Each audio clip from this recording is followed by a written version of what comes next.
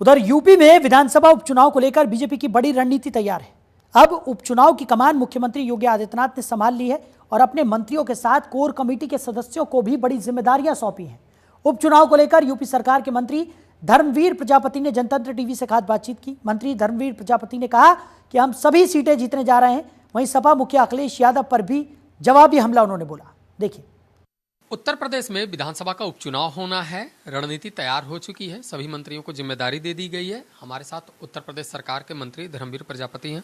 Sir, उपचुनाव को लेकर रणनीति तैयार हो गई, मुख्यमंत्री योगी आदित्यनाथ ने कमान अपने हाथ में ले ली, कैसा रहेगा रिजल्ट? निश्चित रूप से हमारे भारतीय जनता पार्टी संगठन और सरकार दोनों मिलकर के हम लोग चुनाव में जाते हैं और पूरी तैयारी करके साथ जाते हैं। हमारा अगर हम बात करें तो पहले जब 5 राज्यों के चुनाव हुए तो उसके तुरंत बाद में हम लोकसभा की तैयारी में लग गए थे। तो हम निरंतर चुनाव में पहले से ही हम तैयारी करते हैं और हमारा कल भी बैठक हुई है, निरंतर रोजाना बैठक हो रही है।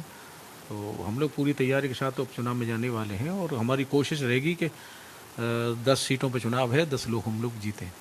समाजवादी पार्टी ने भी बड़ी रणनीति तैयार की है। जितने भी सांसद उनके परिवार के लोगों को ही टिकट देने जा रही है। इसको लेकर क्या कहेंगे, क्योंकि लगातार वो कह रहे हैं कि हम जीतने वाले फिर। देखिए, उनकी पार्टी का, उनके दल का विषय है, उसमें किसको चुनाव लड़ना है, किसको नहीं लड़ना है, इसमें हमारे कोई दखलंदाजी नहीं हम लोग कर सकते। और हमारी अपनी रणनीति है कि हम लोग पूरी तैयारी के साथ संगठन और सरकार मिल करके पूरी तैयारी के साथ तो हम लोग चुनाव में जाएंगे और कोशिश हमारी रहेगी कि हम 10 विधानसभा हम लोग जीतें। अखिलेश यादव कह रहे हैं कि मुसलमानों को लेकर भारतीय जनता पार्टी की जो सोच है वो असंवैधानिक। ये सब शुरू से समाजवादी पार्टी और ये विपक्षी दल शुरू से आरोप हमारे ऊपर लगाते आए हैं। मैं कह सकता हूं कि समाजवादी पार्टी का शासनकाल हो, इतिहास उठा करके देख लो, बसपा का रहा हो, कांग्रेस का रहा हो, उत्तर प्रदेश में आए दिन जाति दंगे होते थे। लेकिन 2017 में जब से सरकार बनी है, उत्तर प्रदेश में कोई जाति दंगा नहीं हुआ।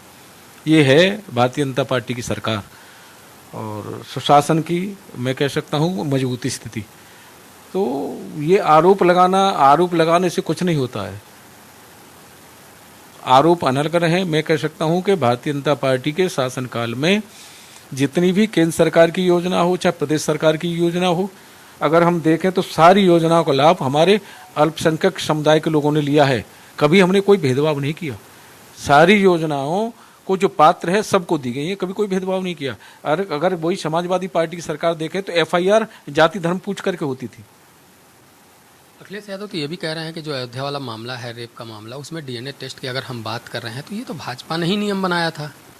इसकी मैं बात करूं, 12 से 17 के कार्यकाल को उठा करके देख लें अखिलेश जी, इस तरह की घटनाओं में कितना DNA हुआ। घटना में फिरोजाबाद की बताता हूं।